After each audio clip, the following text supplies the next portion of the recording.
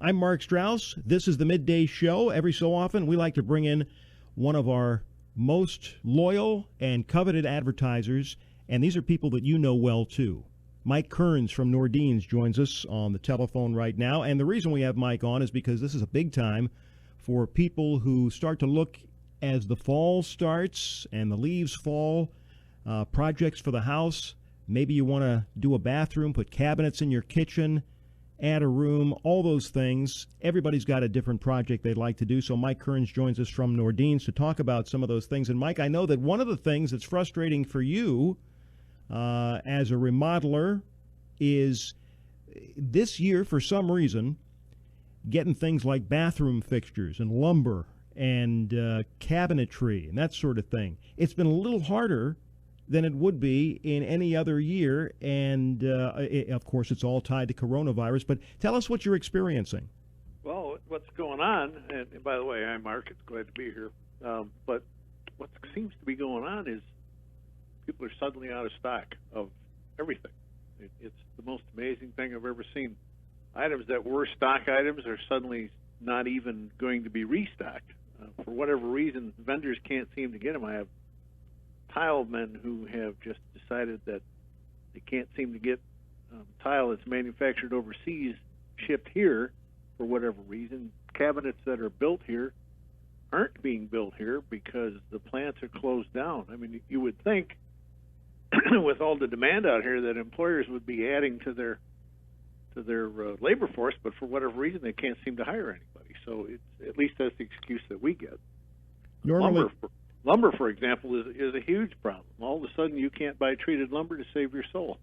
Yeah, I've experienced that, too, with a project that we want to do on our deck with just redoing the lattice work. And I was told the same thing, that I just can't get the treated lumber we need. Let's put this off until next spring. We might have some more luck there. So it sounds like your experience is similar to my own experience for the one project that we tried to tackle, and that was over the summer.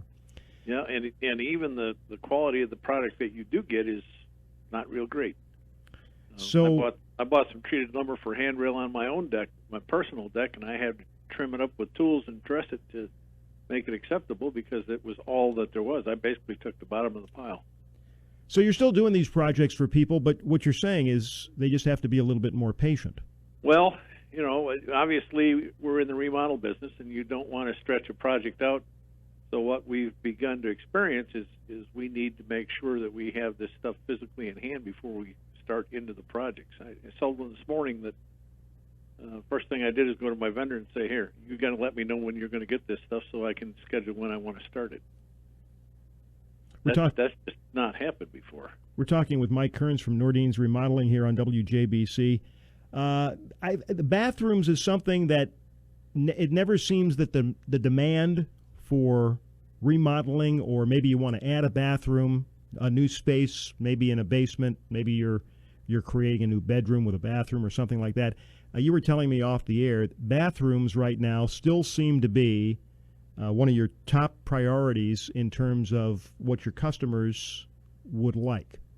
I think people are spending a lot of time at home, and they sit there and they look around at that bathroom and they say to themselves, we've been looking at this long enough, it's time to get something fresh to look at.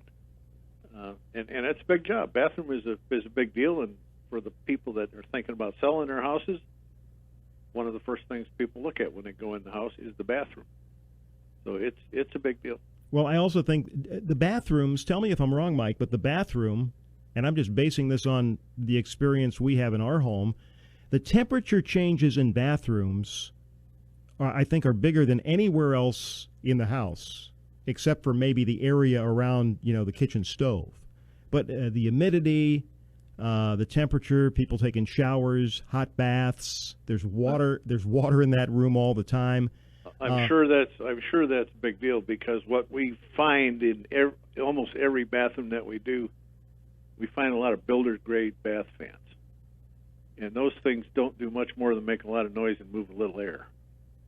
So one of our biggest challenges when we do these things is to find a fan or find a big enough fan for the bathroom, and then make sure it's vented to the outside, which a lot of fans in this town are vented into the attic, and there they sit.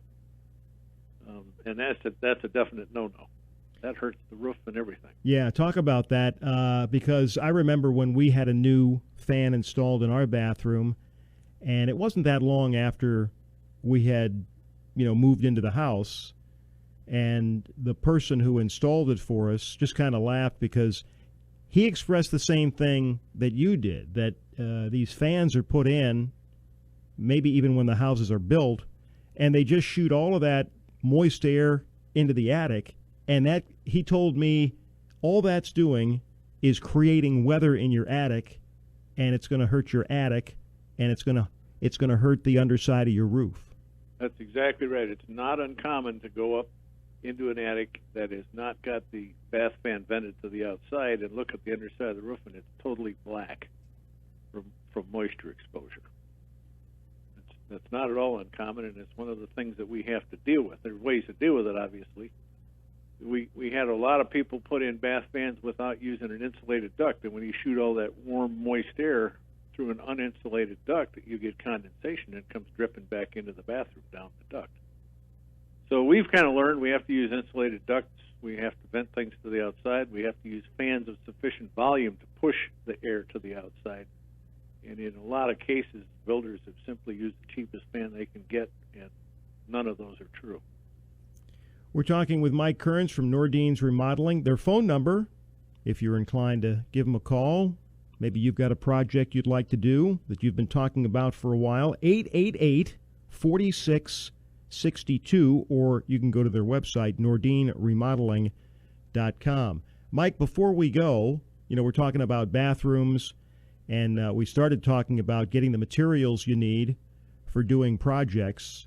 If somebody comes to you with a project, and it can be anything, what do you tell them about the lead time that you need right now?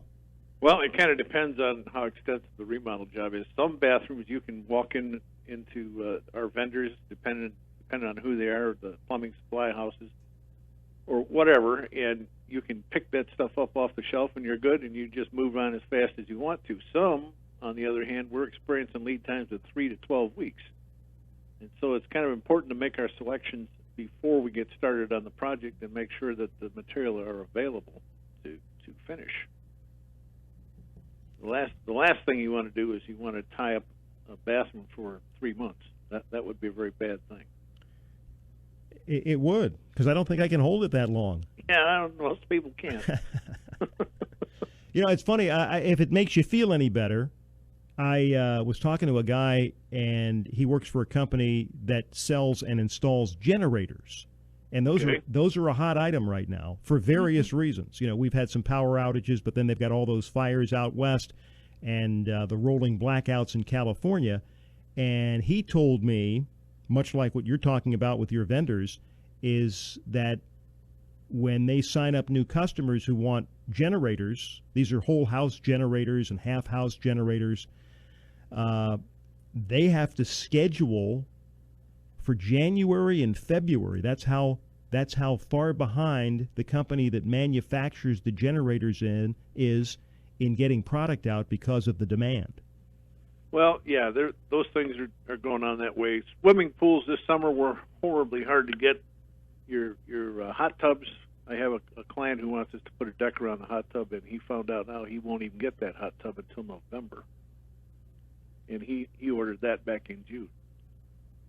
So, I don't know. It just, you would think, again, with all the people that are unemployed, it shouldn't be that hard for these factories to tool up and get things moving, but it seems to be a real challenge. And certainly things that have to come out of China, I've kind of moved away from products that have to be imported and gone to domestically produced products only because I can't get them. And I don't really want to buy things from China if I can avoid that anyway. So we've paid way more attention to buying domestically produced raw materials than we have in the past. All right, Mike, good to have you on the air, and we'll visit again here, I think, later this month. I think George is going to be on.